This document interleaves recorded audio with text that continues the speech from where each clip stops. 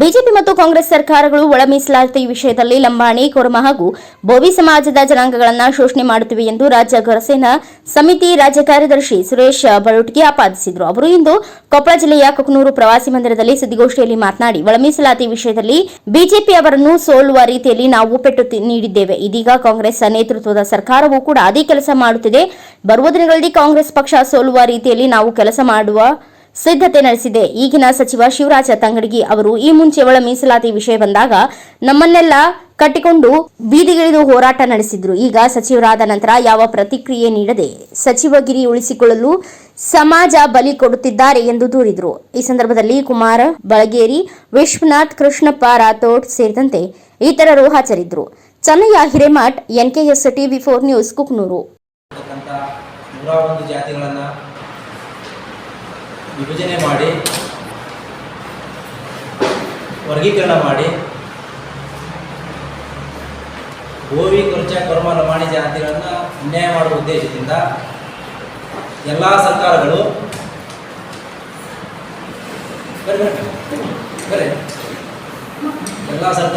ಈ ನಮ್ಮ ಬೋವಿ, ಕೊರ್ಚ, ಕೊರಮ ಜಾತಿಗಳನ್ನು ಅನ್ಯಾಯ ಮಾಡ್ತಾ ಬಂದಿದೆ. ಅದೇನೆಂದರೆ ಸದಾಶಿವ ಆಯೋಗದ ವರದಿಯನ್ನು ತರಿಸಿಕೊಂಡು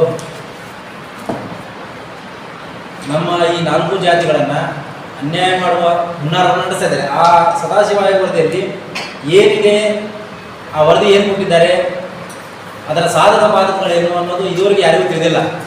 ಸುಮ್ಮನೆ ಒಂದು ಬುಟ್ಟಿಯಲ್ಲಿ ಸತ್ತಿರುವಂಥ ಹಾವನ್ನಿಟ್ಟು ಹಾವಿದೆ ಅಂತ ತೋರಿಸಿ ಹೆದರಿಸ್ತಾರಲ್ಲ, ಆ ರೀತಿ ನಮ್ಮ ಜನಾಂಗಗಳನ್ನು ಎಲ್ಲ ಸರ್ಕಾರಗಳು, BJP ಸರ್ಕಾರ ಇರಲಿ, JDS ಸರ್ಕಾರ ಇರಲಿ ಅಥವಾ ಕಾಂಗ್ರೆಸ್ ಸರ್ಕಾರಗಳಿರಲಿ, ಇವುಗಳು ನಮ್ಮನ್ನು ಹೆದರಿಸಿ ಬ್ಲ್ಯಾಕ್ ಮೇಲ್ ಮಾಡುವ ತಂತ್ರವನ್ನು ಮಾಡಿಕೊಂಡು ಕೇವಲ ನಮ್ಮ ಜನಾಂಗವನ್ನು ವೋಟ್ ಬ್ಯಾಂಕ್ಗಳನ್ನಾಗಿ ಮಾಡಿಕೊಂಡು ತಮ್ಮ ಬೆಳೆಯನ್ನು ಬೇಯಿಸ್ಕೋತಾ ಇದೆ.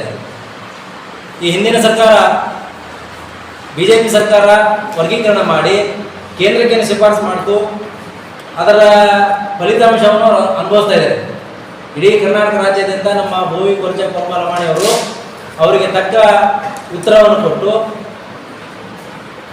ಚುನಾವಣೆಯಲ್ಲಿ ಅವರಿಗೆ ಸೋಲು ಉಣಿಸಿದ್ದಾರೆ.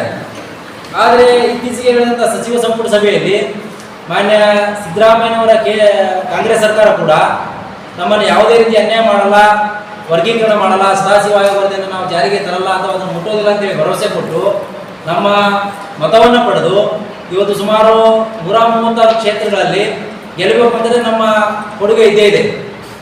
ಆದರೆ ಏಕಾಏಕಿ ಮೊನ್ನೆ ನಡೆದ ಸಚಿವ ಸಂಪುಟ ಸಭೆಯಲ್ಲಿ ಅವರು ಕೂಡ ಅದನ್ನು ನಾವು ಜಾರಿ ಮಾಡ್ತೀವಿ, ವರ್ಗೀಕರಣ ಮಾಡ್ತೀವಿ, ಒಳ ಮೀಸಲಾತಿ ಜಾರಿಗೆ ತರ್ತೀವಿ, ಅನುಚ್ಛೇದ 341 ನೀವು ಸಂವಿಧಾನದಲ್ಲಿ ತಿದ್ದುಪಡಿ ಮಾಡಿ ಅಂದರೆ ನಾವು ಒಳ ಮೀಸಲಾತಿ ಜಾರಿಗೆ ಮಾಡ್ತೀವಿ ಅಂತೇಳಿ ಅವರು ಕೇಂದ್ರ ಸರ್ಕಾರಕ್ಕೆ ಬರ್ತಿದ್ದಾರೆ. ಈಗ ನಮ್ಮ ಪ್ರಶ್ನೆ ಏನಪ್ಪ ಅಂತಂದರೆ, ಅವರು ಕೇಂದ್ರದ ಕಡೆ ಪಟ್ಟು ಮಾಡ್ತಾ ಇದ್ದಾರೆ ಸಿದ್ದರಾಮಯ್ಯನವರು. ಕೇಂದ್ರ ಸರ್ಕಾರ ಸಂವಿಧಾನ ತಿದ್ದುಪಡಿ ಆಗ್ತಿರೋದು ಅದರ ಇದು ಲೋಕಸಭೆಯಲ್ಲಿ ಮಾತ್ರ ಅಂಗೀಕಾರ ಮಾಡಬೇಕು ಅಂತ ಹೇಳ್ತಾ ಇದ್ದಾರೆ. ನಾವು ಹೇಳ್ತಿದ್ದೀವಿ, ಈ ವಿಷಯದಲ್ಲಿ ಪ್ರಸ್ತಾಪ ಮಾಡಬಾರ್ದಿತ್ತು. ಇವರು ಮಗುವನ್ನ ಚಿವುಟಿ ತೊಟ್ಲು ತೂಗುವಂತ ಕೆಲಸ ಮಾಡ್ತಾರೆ ಅಂತ ನಮ್ಮ ಅಭಿಪ್ರಾಯ. ಇವರು ಅದನ್ನ ಯಾರು ಅವರಿಗೆ ನೀವು ಒಳ ಮೀಸಲಾತಿ ಮಾಡಿ ಅಥವಾ ಸದಾಶಿವ ಆಯೋಗ ವರದಿ ಜಾರಿ ಮಾಡಿ ಅಂತ ಯಾರು ಅವ್ರಿಗೆ ಒತ್ತಾಯ ಮಾಡ್ತಾ ಇಲ್ಲ. ಯಾವ ಸರ್ಕಾರವೂ ಕೂಡ ಇವರು ಸುಮ್ಮನೆ ತಮಗೆ ತಿಳಿದ ಹಾಗೆ ಒಂದು ಸಮಾಜವನ್ನು ಹೋಲಿಸಲಿಕ್ಕೆ ವೋಟ್ ಬ್ಯಾಂಕ್ಗೋಸ್ಕರ ಸುಮ್ಮನೆ ಅದನ್ನ ಜಾರಿ ಮಾಡ್ತೀವಿ, ನೀವು ಸಂವಿಧಾನ ತಿದ್ದುಪಡಿ ಮಾಡಿ, ಅನುಚ್ಛೇದ 341 ಬದಲಿಸಿ ಅಂತ ಹೇಳಿ ಇವರು ಹೇಳಿ ನಮ್ಮ ಪರಿಶಿಷ್ಟ ಜಾತಿ ಇರತಕ್ಕಂಥ ಸಹೋದರರಿಗೆ ತಮಾಷೆ ಮಾಡುವಂಥ ಪ್ರಯತ್ನವನ್ನು ಇವರು ಮಾಡ್ತಾ ಇದ್ದಾರೆ ಅಂತ ನಾನು ಆರೋಪ ಮಾಡ್ತೇನೆ. ಇವರಿಗೆ ಪರಿಶಿಷ್ಟ ಜಾತಿ ಮತ್ತು ಪರಿಶಿಷ್ಟ ಪಂಗಡ ನಿಜವಾದ ಅಭಿವೃದ್ಧಿ ಮಾಡಬೇಕಂತಂದ್ರೆ ಈಗ ನಿಗಮ ಮಾಡಿದ್ದಾರೆ, ನಿಗಮಕ್ಕೆ ಅನುದಾನ ಜಾಸ್ತಿ ಕೊಡಿ. ಈಗ ಉದಾಹರಣೆಗೆ ನಾನು ನಮ್ಮ ತಾಂಡಾಭಿವೃದ್ಧಿ ನಿಗಮದ ವಿಚಾರ ಮಾಡೋದಾದ್ರೆ ಈ ವರ್ಷದಲ್ಲಿ ಕೇವಲ 10 ಕೋಟಿಯನ್ನು ಮಾತ್ರ ಅನುದಾನ ನೀಡಿದ್ದಾರೆ ಕಾಂಗ್ರೆಸ್ ಸರ್ಕಾರ. ಈ 10 ಕೋಟಿ ಅವರ ಕಚೇರಿ ನಿರ್ವಹಣೆ ಮತ್ತು ಸಿಬ್ಬಂದಿಗಳ ವೇತನ ಕೊಡಲಿಕ್ಕೂ ಸಾಲಲ್ಲ ಅಂತ ನನ್ನ ಅಭಿಪ್ರಾಯ. ಎಲ್ಲ ನಿಗಮ ಮಾಡಿದ್ದಾರೆ, ಅನುದಾನ ಕೊಡಲ್ಲ ಅಂದರೆ ಏನರ್ಥ ಇದು? ಸುಮ್ಮನೆ. ಆಮೇಲೆ SCP STP ಅನುದಾನವನ್ನು ಸುಮಾರು 11,000 ಕೋಟಿಯನ್ನು ಇವರು ಬಿಟ್ಟಿ ಭಾಗ್ಯಗಳಿಗೆ ಯೂಸ್ ಮಾಡ್ಕೊಂಡಿದ್ದಾರೆ ಅಂತ ಒಂದು ವರದಿ. ಆ ಎಲ್ಲ ಅನುದಾನವನ್ನು ನಮ್ಮ ಪರಿಶಿಷ್ಟ ಜಾತಿ ಮತ್ತು ಪರಿಶಿಷ್ಟ ಪಂಗಡಕ್ಕೆ ಬಳಸ್ಕೊಂಡಿದ್ರೆ ಅನುಕೂಲ ಆಗ್ತದಲ್ಲ. ಈ ನಮ್ಮ ಪರಿಶಿಷ್ಟ ಜಾತಿ ಮತ್ತು ಪಂಗಡದವರು ಎಲ್ಲ ಮೂಲಭೂತ ಸೌಕರ್ಯದಿಂದ ವಂಚಿತರಾಗಿ, ನಮ್ಮ ಮಕ್ಕಳು ಶಿಕ್ಷಣದಿಂದ ವಂಚಿತರಾಗಿ, ಇವತ್ತು ನಮ್ಮ ಜನಾಂಗ ಹೊಟ್ಟೆಪಾಡಿಗಾಗಿ ಕಬ್ಬು ಕಡಿಲಿಕ್ಕೆ ಮತ್ತು ಕಟ್ಟಡ ಕೆಲಸಕ್ಕೆ ದೂರದ ಪುಣೆ, ಬಾಂಬೆ, ಬೆಂಗಳೂರು ಅಂತ ಮಹಾನಗರಗಳಿಗೆ ದುಡಿದು ಹೋಗಲಿಕ್ಕೆ ಪರಿಸ್ಥಿತಿ ಬಂದಿದೆ. ಹೀಗಾಗಿ ನಮ್ಮ ಮಕ್ಕಳೆಲ್ಲ ಶಿಕ್ಷಣದ ವಂಚಿತರಾಗಿ ನಮ್ಮ ಸಮಾಜ ಬಹಳ ಹಿಂದು ಉಳಿದಿದೆ.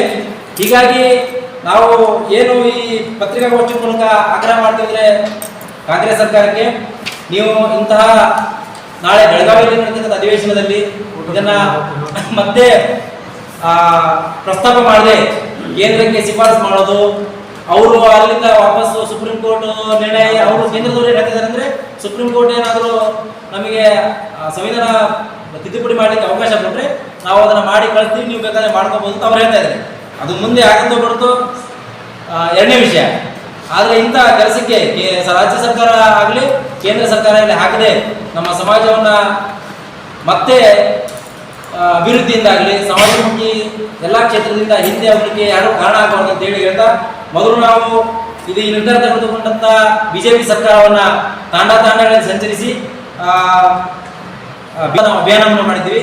ಅದೇ ರೀತಿ ನಾಳೆ ಇದೇ ಕಾಂಗ್ರೆಸ್ ಸರ್ಕಾರ ಏನಾದರೂ ಇದನ್ನು ಮತ್ತೆ ಇದನ್ನೇ ಮುಂದುವರಿಸಿದ್ರೆ ನಾಳೆ ಲೋಕಸಭೆ ಚುನಾವಣೆ ನಾವು ಕೂಡ ಎಲ್ಲ ತಾಂಡಗಳಲ್ಲಿ ಸಂಚರಿಸಿ ತಾಂಡ ಇದು ಕಾಂಗ್ರೆಸ್ ಹಟಾವೋ ತಾಂಡ ಬಚಾವೋ ಅಭಿಯಾನ ಶುರು ಮಾಡಿ ಮತ್ತೆ ನಾವು ಇದಕ್ಕೆ ಒಂದು ತಕ್ಕ ಪಾಠವನ್ನ ಲೋಕಸಭೆ ಚುನಾವಣೆಯಲ್ಲಿ ನಾವು ಕೊಡ್ತೀವಿ ಅಂತ ಅವರಿಗೆ ಅದರ ಫಲಿತಾಂಶವನ್ನ ಎದುರಿಸಬೇಕಾಗಿದೆ ಅಂತ ಹೇಳ್ತಾ ನಾನು ಈ ಪತ್ರಿಕಾಗೋಷ್ಠಿ ಮೂಲಕ ಅವರಿಗೆ ಆಗ್ರಹ ಮಾಡ್ತಾ ಇದ್ದೀನಿ.